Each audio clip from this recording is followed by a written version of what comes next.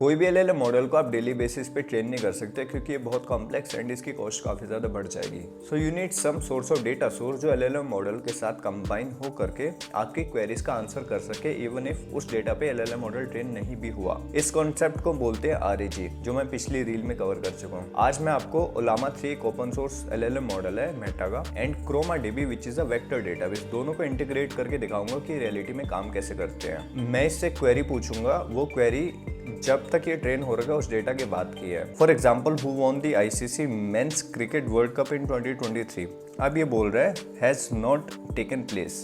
अब ये हुआ ही नहीं है इसके हिसाब से, क्योंकि ये 2021 या 22 तक के डेटा पे ट्रेन हो रखा है और ये बोल रहा है कि 2023 में होने वाला है स्केड्यूल्ड। अब मैं क्या करूँगा, अपनी क्रोमा डीबी में कुछ डेटा को इंसर्ट करूँगा। वो ये डेटा है, मैंने कुछ डेटा डाल दिया एंड उसके बाद ये डेटाबेस बेसिकली मैंने प्रिंट कराया कि क्या डीबी में अब करंटली है। मेरे क्वेरी करने से पहले डीबी खाली था, इसलिए इसने आंसर नहीं किया था। अब अगर मैं सेम क्वेश्चन उससे दोबारा पूछता हूँ तो ये बोल रहा है कि रिट्रीव्ड फ्रॉम क्रोमा। मेरे वेक्टर डेटाबेस से क्रोमा से इसने क्या चीज़ें रिट्रीव करी है, उसके बेसिस पे प्लस अपनी रीजनिंग को यूज़ करके ये मेरे लिए एक आंसर प्रिपेयर कर रहा है। अब ये बोल रहा है कॉन्टेक्स्ट यूज्ड फॉर मॉडल। ये कॉन्टेक्स्ट इसने मॉडल के लिए यूज़ किया है मेरी क्वेरी जनरेट करने के लिए। एंड ये बोल रहा है रिस्पॉन्स आफ्टर, सो बोल रहा है कि ऑस्ट्रेलिया ने ये मैच जीता था 2023 में।